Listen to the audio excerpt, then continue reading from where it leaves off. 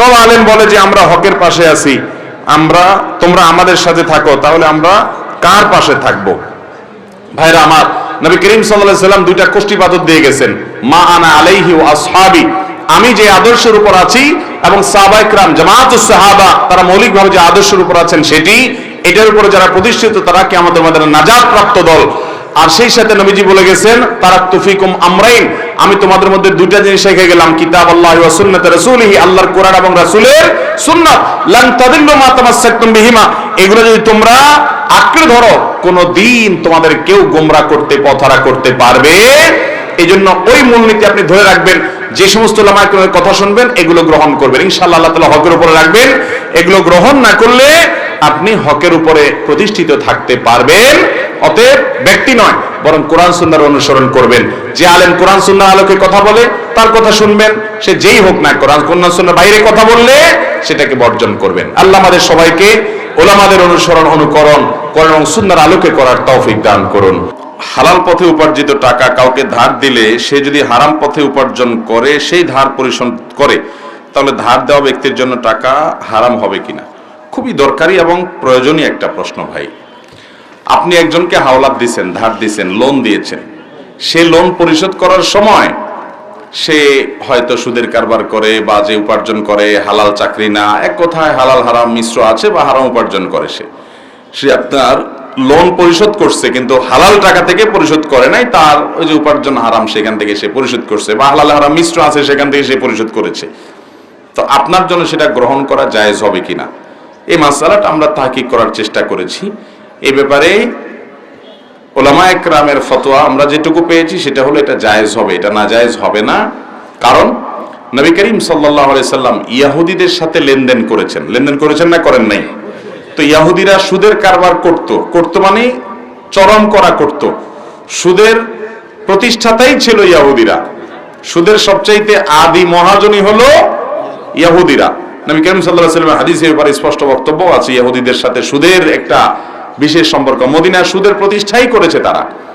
তো সুদের কারবার করত বা অন্যান্য হালাল হারাম তো আর মুসলমানদের মতো তারা বাজ বিচার করতো না, তো তাদের সাথে লেনদেন নবী সাল্লাল্লাহু আলাইহি ওয়াসাল্লাম করতেন। শুধু নবী করিম সাল্লাল্লাহু আলাইহি ওয়াসাল্লাম কেন, এই যুগেও কোনো মুসলমানের সাথে আমরা লেনদেন করলে, টাকা পয়সা ধার নিলে বা দিলে, এটা জায়েজ না জায়েজ? জায়েজ কিনা? তাহলে তারা কিভাবে উপার্জন করছে সেটা তো আর আমরা দেখছি না। এই জন্য পাওনাদার তিনি পাওনা হিসাবে দেনাদারের কাছ থেকে যেটা পাচ্ছেন তার প্রাপ্য টাকা, সেটা তার জন্য নেওয়া জায়েজ হবে।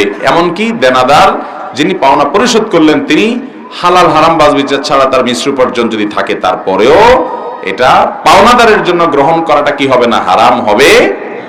কথা কি বুঝতে পারছি? এবং এ ব্যাপারে পাকিস্তানের বিন্নুরি টাউনের উলামায়ে কেরাম মুফতিদের ফতোয়াও আছে একই রকম, যে এটা পাওনাদারের জন্য হারাম হবে না যদি দেনাদার হারাম উপার্জন থেকে দেয়। আল্লাহু আ'লাম বিসওয়াব। এরপরে প্রশ্ন হলো, আমার বাবা একজন অটো চালক, প্রবাসে থাকে, প্রবাস থেকে ফিরে তিনি আমাদের না জানিয়ে কিস্তি নেন এবং অটো ক্রয় করেন। আপনার কাছে আমার প্রশ্ন, তার দৈনন্দিন রোজগারের টাকা হালাল হবে কিনা এবং এক্ষেত্রে আমাদের করণীয় কি?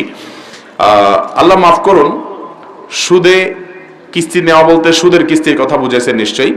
সুদের লোন নিয়ে অটো কেনা বা দোকানদারি করা, বিভিন্ন কিছু করা, এটা আজকাল আমাদের দেশে একটা ব্যাপকভাবে এটা ছড়িয়ে গেছে। আমি গত পরশুদিন কক্সবাজারের মহেশখালীর এক মাহফিলে গেছি, একেবারে শেষ মাথায়, অনেক দুর্গম পথ। তো আমি একটা বিষয় আলোচনা করব, পরিকল্পনা নিয়ে গেছি।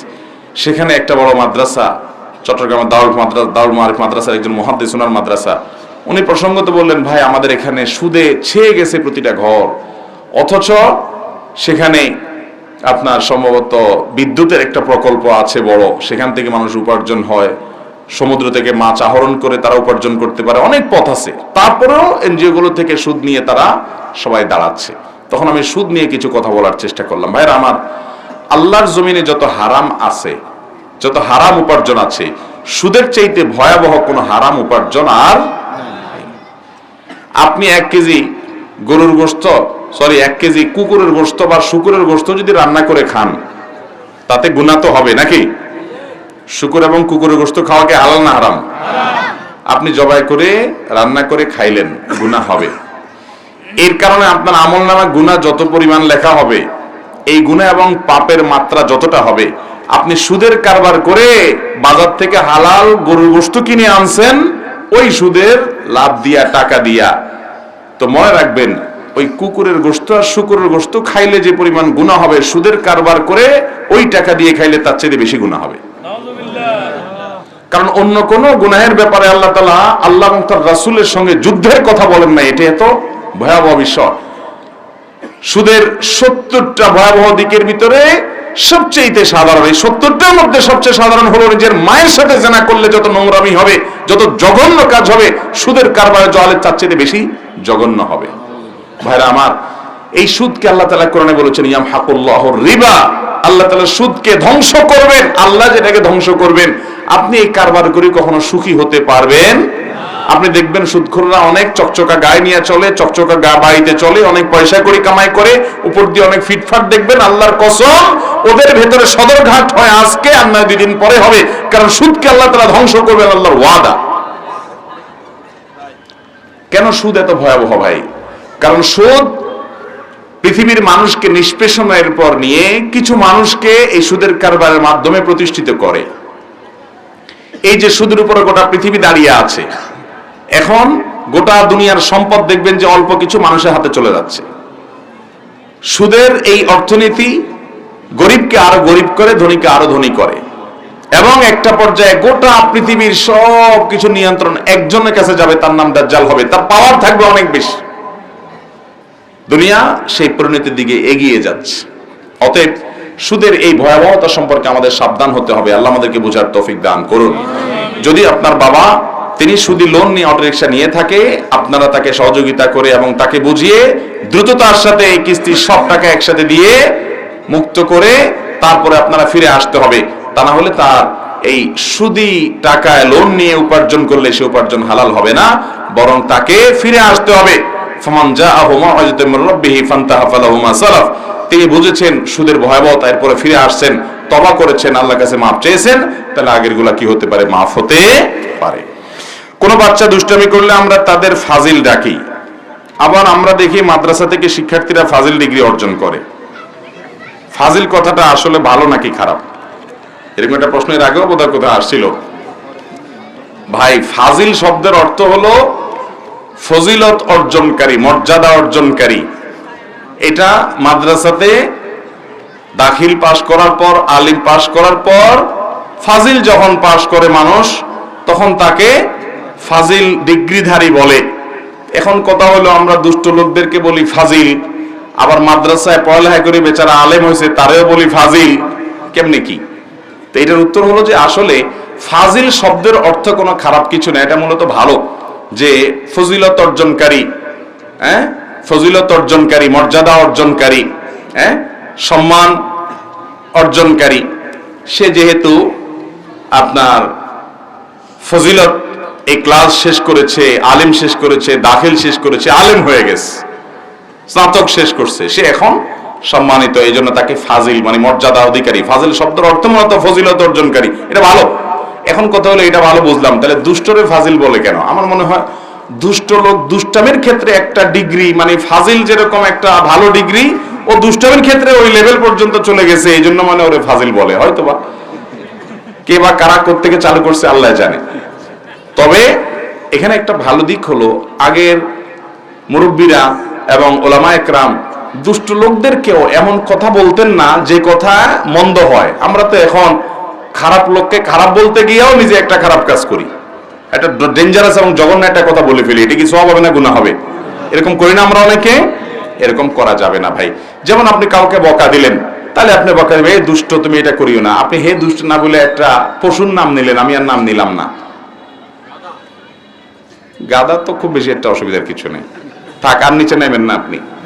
এখন আপনি যদি একজন মনে করেন খারাপ মানুষ, আপনি খারাপ মানুষ এটা বোঝানোর জন্য তাকে আপনি একটা পশুর সাথে তুলনা করে ডাক দিলেন অথবা মন্তব্য করলেন লোকটা অমুক, তাহলে এটা এক ধরনের গালি কিনা বলেন? আর ইমানদার অন্য মুসলমানকে গালি দিবে না। নির্দিষ্ট কোনো ব্যক্তিকে ধরে আপনার গালাগালি করা, গালিবাজি করা, এটা জায়েজ নাই। বিধায় এগুলো আমরা করব না। আমি এটা এখান থেকে বলছি যে দুষ্টমি করেছে, তারপরেও তাকে বলছে দুষ্টমি করতে করতে তুমি এমন পর্যায়ে পড়ছো যে মানুষ পড়ালেখা করে করে ফাজিল পাস করে, তুমি দুষ্টমির ক্ষেত্রে ফাজিলে চলে গেছো, এই জন্য হয়তো ফাজিল বলে টলে আর কি। আল্লাহ ভালো জানে ইচ্ছে আর কোনো ভালো ব্যাখ্যা আছে কিনা এর হাকিকত কি, আমি এটা শুধুমাত্র আমার ধারণা থেকে বলা। আল্লাহ আলম ফাজিল শব্দের উৎপত্তি কোত্থেকে কি, মানে দুষ্টামির ক্ষেত্রে ফাজিল বলার উৎপত্তি কোত্থেকে কি, এটা নিয়ে গবেষণা করতে হবে আলাদা প্রশ্ন উত্তর দেওয়ার জন্য। কবরে মাটি দেওয়ার সময় লোকেরা মিনহা খালাকনাকুম ওয়া ফিহা নুঈদুকুম ওয়া মিনহা নুখরিজুকুম তারাতান উখরা, এইটা পড়ে এটা কবরে রাখার দোয়া কিনা? না ভাই, এটা কবরে রাখার দোয়া নয়। এটা কবরে রাখার সময় পাঠ করার কথা একটা হাদিসে আছে, একটা বর্ণায় আছে, কিন্তু সেই বর্ণাটার অবস্থা খুবই করুন, অর্থাৎ এটা গ্রহণযোগ্যতার লেভেল পর্যন্ত না, দাঈফ অত্যন্ত। যার কারণে মিনহা খালাকনাকুম ওয়া ফিহা নুঈদুকুম ওয়া মিনহা নুখরিজুকুম তারাতান উখরা, এটা মুর্দাকে কবরে রাখার দোয়া নয়। তবে হ্যাঁ, এটা আয়াত কোরআনের সূরা তাহার আয়াত, সম্ভবত এই আয়াতের অর্থের সাথে মুর্দাকে কবরে রাখার সাথে একটা দারুণ মানে কি বলে এটাকে রিয়ালাইজ হয়, অর্থাৎ এটার বাস্তবতাটা উপলব্ধি হয় আয়াতের মাধ্যমে। আল্লাহ বলেছেন মিনহা খালাকনাকুম, এই মাটি থেকে তোমাদেরকে আমি সৃষ্টি করেছি, ওয়া ফিহা নুঈদুকুম, এই মাটিতেই তোমাদেরকে আবার ফিরিয়ে আনবো, ওয়া মিনহা নুখরিজুকুম, আবার এই মাটি থেকেই তোমাদেরকে পুনরায় উত্থান করব কিয়ামতে তারাতান উখরা, পুনরায় আরেকবার। এজন্য এই আয়াতের সাথে ওই বাস্তবতার মিল আছে, তাই বলে ওই টাইমে এটা পাঠ করতে হবে এমন নির্দেশ বিশুদ্ধ সূত্রে বর্ণিত কোনো হাদিসে দেওয়া। মুর্দাকে কবরে রাখার সময় যে দোয়া পড়বেন, তিরমিজি শরীফে হাদিস কিতাবে বর্ণিত, যে সেটা হলো বিসমিল্লাহি আলা মিল্লাতি রাসূলিল্লাহ, কোন কোন বর্ণনা আছে বিসমিল্লাহি আলা সুন্নতি রাসূলিল্লাহ, এটা হলো মুর্দাকে রাখার দোয়া। এছাড়া মুর্দাকে রাখার সময় আপনি সেখান থেকে শিক্ষা গ্রহণ করবেন, নিজে সেখানে চলে যেতে হবে সেই চিন্তা ভাবনা করবেন, মুর্দার জন্য কবর দেওয়ার পরে দোয়া করবেন, এগুলো হলো সুন্নাহসম্মত আমল। আল্লাহর আইন সবার জন্য সমান, তাহলে আদম আলাইহিস সালামের আমলে মারা যাওয়া ব্যক্তি ও হযরত মুহাম্মদ সাল্লাল্লাহু আলাইহি ওয়াসাল্লামের আমলে মারা যাওয়া ব্যক্তির কবরের শাস্তি বা শান্তির সময়কাল ভিন্ন কেন? এই প্রশ্ন উত্তরের আগেও কোথাও সম্ভবত আমি দিয়েছি। এটা আমাদের অনেক নাস্তিক ভাইদের বেশ একটা, ওনারা মনে করেন বেশ একটা দারুণ প্রশ্ন ওনারা করে ফেলেছেন। আসলে এটা কোনো প্রশ্ন না, প্রশ্নের জাত না। কেন আমি বলি, আল্লাহ রাব্বুল আলামিন আজ থেকে হাজার হাজার বছর আগে যে পাপিষ্ঠ মারা গেছে, তারে মারা যাওয়ার পরে কবরে শোয়া যাওয়ার পরে শাস্তি শুরু করেছেন। এটি কোরআনে কারীমের আয়াত দ্বারা প্রমাণিত। কবরের আযাব সত্য, আহলে সুন্নাত জামাতের গুরুত্বপূর্ণ একটা আকীদা, যে কবরে পাপিষ্ঠদের শাস্তি আর নেককারদের নেয়ামত কবর থেকে শুরু হবে, অলৌকিক ভাবে সেটা হবে। এখন কথা হলো, সে হাজার হাজার বছর আগে মারা গেছে, তারও কবরের শাস্তি হচ্ছে হাজার হাজার বছর ধরে, আর যে হাজার বছর পরে মারা গেল তার এখন ধরেন কিয়ামতের আগ মুহূর্তে মারা গেল, তার শাস্তি মাত্র তার কথার কথা মৃত্যুর 10 বছর পরে কিয়ামত হয়ে গেল, তাহলে 10 বছর সে শাস্তি পেল, আরেকজন অনেক বছর পাইলো, তাহলে দুজনের প্রতি তো ইনসাফ হলো না, একজনের বেশি শাস্তি একজনের কম শাস্তি দিল। এটার উত্তর হলো, ভাই একজন লোক তাকে আপনি 5 মিনিট বেঁধে রাখছেন রশি দিয়ে 2 হাত, এমন টাইট করে বাঁধছেন যে বাঁধের চোটে সে বাপ মা ডাকাডাকি শুরু করছে, এইরকম টাইট করে বাঁধছেন, এরা রাখছেন 5 মিনিট। আরেকজনকে তারও হাত বাঁধে রাখছেন, কিন্তু তার হয়ে হাত বেঁধে রাখছেন 5 ঘন্টা ধরে, কিন্তু হাতটা খুব ঢিলা ঢালা ভাবে বেঁধে রাখছেন। শাস্তি কার বেশি হইলো, ওই 5 মিনিটের না 5 ঘন্টার? আল্লাহ তাআলা চাইলে মাত্র কিয়ামতের 10 বছর আগে যে মারা গেছে, একদিন আগে যে মারা গেছে, তারে এমন শাস্তি দিতে পারেন যে কয়েক হাজার বছর আগে মরেন না, সে শাস্তি হয় নাই। পারে কি পারে না? তো আল্লাহ রাব্বুল আলামিন তো স্পষ্ট কোরআনে জানিয়ে দিয়েছেন যে ওমা রাব্বুকা বিযাল্লামিল লিল আবিদ, আল্লাহ তাআলা মিসকাল যাররা যাররা পরিমাণ জুলুম করবেন না বান্দার উপরে। আল্লাহ বলেছেন ইন্নী হারামতু যুলমা আলা নাফসি, আমি জুলুম আমার উপরে হারাম করে দিয়েছি। আল্লাহ বলেছেন যে ওয়ানাদাউ মাওয়াজিনাল কিসতি লিয়াউমিল কিয়ামা, কিয়ামতের দিন আমি ইনসাফের দণ্ড প্রতিষ্ঠা করব, কারোর প্রতি চুল পরিমাণ বিন্দু পরিমাণ যাররা পরিমাণ জুলুম করা হবে না। আল্লাহ নিজের ভিতরে যে জুলুমকে হারাম করে রেখেছেন, সেখানে আল্লাহ রাব্বুল আলামিন ওই 10,000 বছর আগে মারা যাওয়া লোকটাকে, 5,000 বছর আগে মারা যাওয়া লোকটাকে, আর কিয়ামতের আগের দিন মারা যাওয়া লোকটাকে, দুজনকে যে কবরস্থ করা হলো, তাদের কবরের শাস্তির সমন্বয় তাদের প্রাপ্য অপরাধের অনুপাতে কিভাবে করবেন, সেটা সূক্ষ্মাতি সূক্ষ্ম সব বিষয়কে সংরক্ষণকারী আহকামুল হাকিমিন লতিফ খবীর যিনি মহাসূক্ষ্ম যিনি, তার জন্য এগুলো কঠিন কোনো কিছুই। এই সমস্ত প্রশ্ন আসে সেই মস্তিষ্ক থেকে, যেই মস্তিষ্ক রব্বুল আলামিনের পরিচয় সম্পর্কে অবগত নয়। সে নিজেকে আল্লাহকে নিজের মতো মনে করে যে আমি তো এটাকে সমন্বয় করতে পারবো না, আল্লাহ কিভাবে পারবে? আল্লাহর দ্বারা অসম্ভব কিছুই নয়। কিভাবে সমন্বয় করবেন সেটা রব্বুল আলামিন সবচেয়ে ভালো। বিয়ের উদ্দেশ্যে কোনো হিন্দু মেয়ের সাথে প্রেম করলে কি আমার গুনাহ হবে? ভাইরা আমার, কোন অন্য ধর্মাবলম্বী মানুষকে আপনি ইসলামের পথে দাওয়াত দিবেন, এটা হবে আপনার দাওয়াতি কাজ। তিনি ইসলামে এসেছেন, এরপর আপনি তাকে বিয়ে শাদী করতে চাইলে প্রস্তাব দিবেন। এখন বেশিরভাগ ছেলেরা, যুবকরা যদি কোনো অন্য ধর্মের মেয়েদের সাথে সম্পর্ক করে, তো সেক্ষেত্রে ওই মেয়েও ইসলাম গ্রহণ করে, অনেক সময় তাকে বুঝায় নেয়।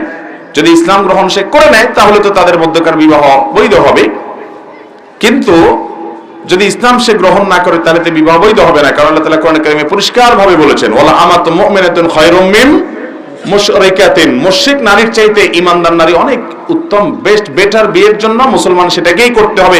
এবং আল্লাহ বলেছেন, ওয়ালা তানকিহুল মুশরিকাত হাত্তা ইউমিন, ঈমানদার নারীদেরকে বিয়ে করো, মুশরিক নারীদেরকে বিয়ে করো না যতক্ষণ পর্যন্ত তারা ঈমান না আনে। এজন্য এটা জায়েজ নাই ভাই। এখন কথা হলো যে আপনি তাকে বিয়ে করবেন, এটা হলো আপনার মূল মতলব। এখন দাওয়াত দিয়ে তারে মুসলমান বানায় নিলেন, নিয়ে বিয়ে করলেন, তাহলে এটা বড়জোর হালাল হওয়া পর্যন্ত হতে পারে, কিন্তু আপনার এই বিয়েটা, এই ইসলাম গ্রহণ করাটা, এটা আপনি আল্লাহর জন্য তো করেন না, করছেন বিয়ের জন্য, রাস্তা পরিষ্কার করার জন্য। তো রাস্তা পরিষ্কারটা হতে পারে টেনে টুনে, বাট এটার জন্য আপনি আল্লাহর কাছে আজর আশা করাটা কঠিন। এবং অনেক ছেলে আছে অন্য ধর্মের, সে ইসলাম গ্রহণ করেছে, কেন একটা মুসলমান মেয়েকে বিয়ে করবে, এই জন্য সে ইসলাম গ্রহণ করেছে। তো বিয়ের উদ্দেশ্যে ইসলাম গ্রহণ করলে সেই ইসলাম গ্রহণ আল্লাহর কাছে গ্রহণযোগ্য, বিশেষ করে সওয়াবের উপযুক্ত হওয়া নিয়ে প্রশ্ন তোলা যায় বড় করে। তবে অন্তরে কারো তো হাত দিতে পারে না, এই জন্য আমরা ডাইরেক্ট ফতোয়া দিতে পারবো না কে কোন নিয়তে করেছে। নবী করিম সাল্লাল্লাহু আলাইহি ওয়াসাল্লামের সেই নিয়ত সম্পর্কিত প্রসিদ্ধ হাদিস তো আপনারা জানেন, যে সেই হাদিসে নবী সাল্লাল্লাহু আলাইহি ওয়াসাল্লাম বলেছেন, ফামান কানাত হিজরাতুহু ইলা দুনিয়া আও ইলা ইমরাতিন ইয়ানকাহুহা ফাহিজরাতুহু ইলা মা হাজারা ইলাইহি। কেউ কোনো মেয়েকে বিয়ে করার জন্য হিজরত করছে, তাহলে হিজরতে বিয়ের উদ্দেশ্যই হবে, আল্লাহর কাছে এর সওয়াব হবে। তারপরে যদি অন্য ধর্মের মানুষ ইসলাম গ্রহণ করে তখন তাকে বিয়ে করা যাবে, তার আগ পর্যন্ত যাবে না। জানাজার নামাজের পর সম্মিলিত মোনাজাত করার হুকুম কি? জানাজার নামাজটাই হলো দোয়া। জানাজার নামাজটা কি রে ভাই? পুরোটাই দোয়া। জানাজার সালাতটাই হলো দোয়া, এটা দোয়ার আয়োজন। অতএব দোয়ার পরে আর আলাদা কোনো দোয়া নাই। জানাজার নামাজ সালাম ফিরেছেন শেষ, এরপর আর কোনো দোয়া, সুন্নাহ সম্মত কোন দোয়া এরপরে নাই। আপনি সালাম ফিরে ফেলছেন, জানাজা শেষ, এখন দ্রুত মুর্দাকে নিয়ে কবরস্থ করবেন। কবর দেওয়ার পর, দাফন করার পর কিবলার দিকে ফিরে হাত তুলে আল্লাহর কাছে দোয়া করা মুর্দার জন্য, এটা সুন্নত। ওখানে এটা যার যার মতো হবে, দলবদ্ধভাবে করতে হবে এমন কোনো নির্দেশনা হাদিসে নাই। বরং নবী করিম সাল্লাল্লাহু আলাইহি ওয়াসাল্লাম এক ব্যক্তির কবর দেওয়ার পর বলেছেন, সালু ইস্তাগফিরু লি আখিকুম ওয়া সালু লাহু তাসবিহ, তোমরা তোমাদের ভাইয়ের জন্য ইস্তিগফার করো, আল্লাহর কাছে মাফ চাও এবং দোয়া করো আল্লাহ যেন তাকে ঈমানের উপর অটল রাখে, কারণ সে এখন কঠিন পরিস্থিতির মুখোমুখি হবে। এই জন্য দাফনের পর যারা কবরস্থানে থাকবে কিবলামুখী হয়ে আল্লাহর কাছে দোয়া করবে যে আল্লাহ আপনি তাকে মাফ করে দেন, এখন সওয়াল জবাবে তার ঈমানের উপর অটল রাখিয়েন। এইভাবে করাটা হলো সুন্নাহ। জানাজার পরে কোনো দোয়া সম্মিলিতভাবে আমাদের অনেক দেশে, অনেক গ্রামে, অনেক জেলাতে অনেকে করে থাকেন, এটা কোনো নবী সাল্লাল্লাহু আলাইহি সাল্লাম থেকে কোনোভাবে প্রমাণিত নয়। কোন যুবক আরশের ছায়া স্থান পাবে? আরশের নিচে স্থান পাবে যেই মানুষগুলো 7 শ্রেণীর মানুষ, এদের মধ্যে 2 শ্রেণীর মানুষই যুবক। যুবকদের সৌভাগ্য এত বেশি যে 7 শ্রেণীর মানুষ সম্পর্কে নবীজি বলেছেন, সাবআতুন ইউযিল্লুহুমুল্লাহু ফি যিল্লিহি ইয়াওমা লা যিল্লা ইল্লা যিল্লুহু। 7 শ্রেণীর মানুষকে আল্লাহ আরশের নিচে ছায়া দিবেন, সেদিন আল্লাহর ছায়া ছাড়া কোনো ছায়া থাকবে না। কিন্তু ওই 7 শ্রেণীর মধ্যে আবার 2টা শ্রেণী হলো যুবকদের দখলে। নাম্বার 1, শাবুন নাশাআ ফি ইবাদাতিল্লাহ, যেই যুবক তার যৌবনকাল ইবাদতে কাটায়, উল্টাপাল্টা হারাম পথে সে যায় না, বরং ইবাদত করতে করতে তার তারুণ্যকে ব্যয় করে সে পরিণত বয়সের দিকে যায়। যৌবনকাল ইবাদতের সৌভাগ্য নসিব হয়েছে যাদের, তাদেরকে আল্লাহ তাআলা আরশের নিচে ছায়া দিবেন ভিআইপি প্যান্ডেলে কিয়ামতের দিন, যেদিন মানুষ ইয়ানফসি করে পাগলের মতো ছটফট করতে থাকবে, মাথার উপরে সূর্য থাকবে খুব কাছাকাছি এবং মানুষ অতিষ্ঠ থাকবে আল্লাহর এই কঠিন পরিস্থিতির মধ্যে পড়ে। সেদিন এই মানুষগুলো আরশের নিচে ভিআইপি প্যান্ডেলে আরামে থাকবে, টেরি পাবে না কি হচ্ছে। সে মানুষগুলোর ভিতরে এই যুবক, যে যুবক তার যৌবনকালকে ইবাদতে কাটায়, চেষ্টা করবো তো ইনশাআল্লাহ। আর ওই যুবক, যেই যুবককে, এটা অবশ্য সব বয়সের মানুষের জন্যই প্রযোজ্য, কিন্তু যুবকদের ক্ষেত্রে বেশি প্রযোজ্য দেখে আমি যুবকদের কথা বলছি, যেটি হলো কোন সুন্দরী সুশ্রী নারী তাকে অফার করেছে রিলেশন করার জন্য, সে বলেছে ইন্নী আখাফুল্লাহ, আমি জানি চাইলেই আমি তোমার সাথে রিলেশন করতে পারি, সমাজে অনেকেই করে, কিন্তু আমি আল্লাহকে ভয় পাই, হারাম, আল্লাহর কাছে জবাবদিহি করতে হবে। এই তারুণ্য সম্পর্কে জিজ্ঞাসা করা হবে ওয়ান শাবাবিহি ফিমা আবলা, কিভাবে তার যৌবনকালকে কাটিয়েছে আলাদা জিজ্ঞাসা করা হবে। আমি কি জবাব দেব? আমি এই জন্য তোমার এই অফারকে বিনয়ের সাথে ডিনাই করে দিলাম। আমি বৈধ ভালোবাসা আমার স্ত্রীর জন্য আমি অপেক্ষা করছি। কোন যুবক যদি এরকম কোন অফার গুলোকে ডিনাই করে তার যৌবনকালকে কাটাতে পারে, সেও আরশের নিচে ছায়া পাবে ইনশাআল্লাহ। চেষ্টা করা যাবে না যুবক ভাইরা ইনশাআল্লাহ? আর যদি ঢিলা হয়ে যান তো যেখানে যেটা পাবেন কাইত হয়ে যাবেন। মেরুদণ্ড যদি সোজা থাকে, স্ট্রং থাকে, সুস্থ যদি থাকেন, তাহলে হারামকে না করার মতো ইমানের শক্তি রাখবেন তো ইনশাআল্লাহ। আল্লাহ আমাদের তৌফিক দান করুক। হ্যাঁ, ভালো কথা। মেয়েরা যদি রিলেশন ফিরে দেয় তারাও পাবে ইনশাআল্লাহ। আল্লাহ তাআলা আমাদেরকে এই হারাম এবং অন্যায় অফারকে ফিরিয়ে দেওয়ার তৌফিক দান করুন। জানাজা সালাতের আগে মৃত ব্যক্তিটি কেমন উপস্থিত লোকদের কাছ থেকে সাক্ষ্য নেওয়ার শরীয়ী বিধান কি? ভাই, এরকম একটা ট্র্যাডিশন আমাদের দেশে আছে, মানুষ মারা যাওয়ার পরে দাঁড়ায় জিজ্ঞেস করে, ভাই লোকটা কেমন ছিল? সবাই বলে ভালো ছিল। এই সবাই ভালো ছিল, লোকটা আসলে খারাপ ছিল, এই ভালো ছিল বলার কোনো মানে আছে? সবাই মিলে বললে লোকটা ভালো ছিল, আসলে লোকটা খারাপ ছিল, তো এই সবাই বলা বলিতে কিছু আসে? এই লোকটা যদি জীবদ্দশাতে আসলেই ভালো থেকে থাকে তাহলে সে আল্লাহর কাছে আজর পাবে, খারাপ হলে শাস্তি পাবে। এখানে মানুষ কি বললো বা না বললো তাতে কিছু আসে?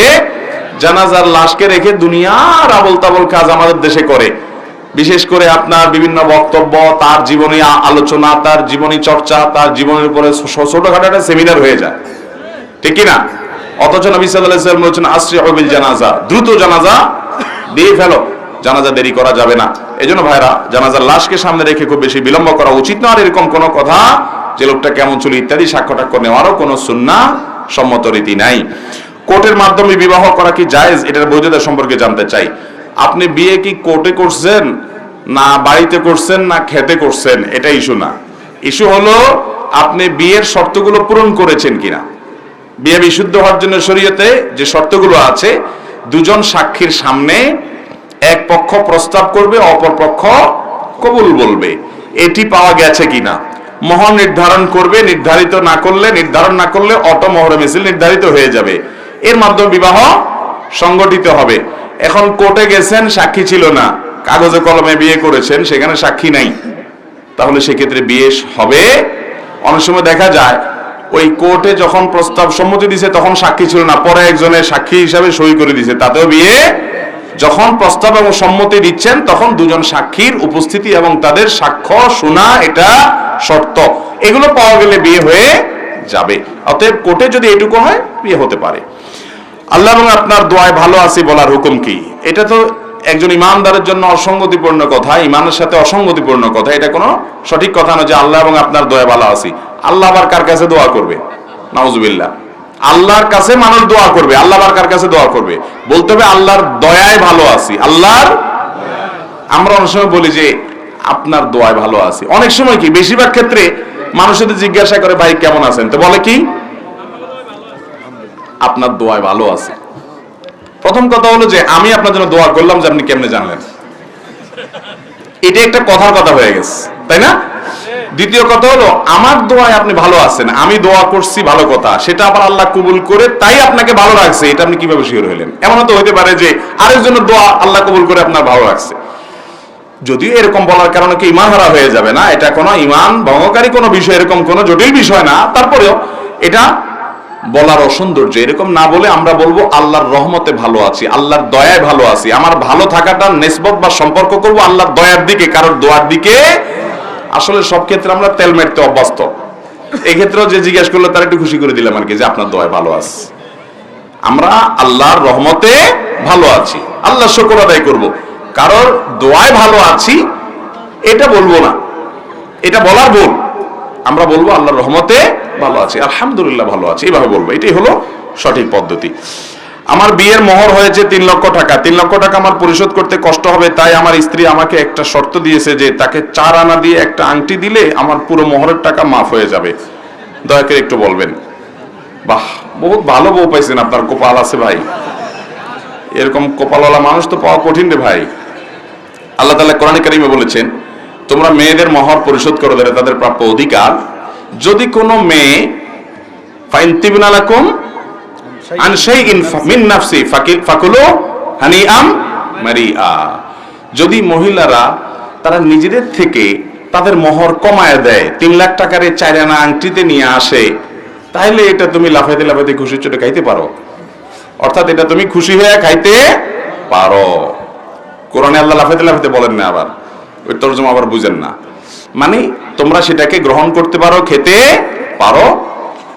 তাহলে স্ত্রী যদি মোহর নিজে থেকে ডিসকাউন্ট করে দেয়, এখন থেকে যারা অনেক বেশি মোহর ধরে ফেসে গেছে তারা বউয়ের কাছে দরখাস্ত করতে পারেন, দরখাস্ত করতে পারেন। আমি এর আগেও কোথায় বলছি, বরাবর মাননীয় স্ত্রী বিষয় মোহর কমিয়ে দেওয়ার আবেদনপত্র যথাবিহিত সম্মান প্রদর্শন পূর্বক নিবেদন, এই যে আমার মতো কপাল পোড়া মোহর অনেক ধার্য হয়েছিল, আমি সেটা পূরণ করবার সামর্থ্য রাখি না, আপনি দয়া করে অনুগ্রহ করে সেটা আমাকে ক্ষমা করে একটু সহনীয় পর্যায়ে কমিয়ে দিয়ে বাধিত করবেন। বিনীত আপনার হতভাগা স্বামী।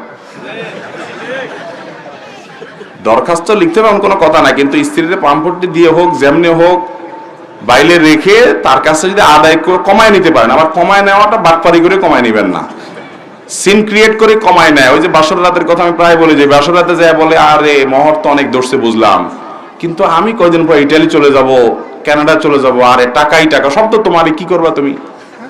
তখন বেচারি ইমোশনাল হয়ে বলে আরে আমার কিচ্ছু লাগবে না। এরকম মানে সিন ক্রিয়েট করে বেচারিরে ফান্দে ফেলায় নিবেন না। আপনি লিখিত দরখাস্ত করা লাগবে তা না, ওইটা আমি এমনি বললাম। বাকি স্ত্রীর কাছ থেকে আপনার আচার আচরণে খুশি হয়ে, যে না আমার স্বামীটা ভদ্র, নম্র, গালিগালাজ করে না, বেয়াদবি করে না, সভ্যভদ্র, তো ভালো ছেলে হিসাবে আপনাকে সে ডিসকাউন্ট করে দয়া করে কমাই দিল, তাহলে এটা আপনার জন্য জায়েজ আছে। অতএব 3 লাখ টাকার মোহর যদি স্ত্রী নিজে বলে ঠিক আছে 4 আনা আংটি দিয়ে দিলে আমি খুশি, আর 3 লাখের দাবি থাকবে না, তো সেটা হতে পারে, জায়েজ হবে। হ্যাঁ, সুন্দর প্রশ্ন। মহর দিচ্ছেন নি আপনি? পরিশোধ করছেন বোর মোহর? মাশাআল্লাহ, জাযাকুমুল্লাহ খাইর। আমি বিভিন্ন জায়গায় হাত তোলাই, কয়জন মোহর দিচ্ছেন, বেশি একটা হাত পাই না। এখানে তোলাইলেও এখন ধরা খাওয়া যাবে বেশি লোক। হুজুরদের দেখবেন সবার আগে হাত তুলছে, কারণ হুজুররা আলহামদুলিল্লাহ এই কাম করে না। আপনাদের মতো 20 লাখ 30 লাখের এই বাটপারি মার্কা মোহরও ধরে না, আর বউয়ের সাথে চিটারিও করে না হুজুর। আলহামদুলিল্লাহ সব হুজুরদের খবর নেবেন যে সবার আগে মোহর দিয়ে দিছে, তারপরেও বলবেন যে হুজুররা নাকি মহিলাদের বিরুদ্ধে। আরে মহিলাদের ওয়াজ করতে করতে হুজুরদের মুখ ফেনা ছুটে যাচ্ছে মহিলাদের অধিকার আদায় করার জন্য। আল্লাহ তাআলা নারীদের পুরুষদের সবার অধিকার সবাইকে পরস্পরকে আদায় করার তৌফিক দান।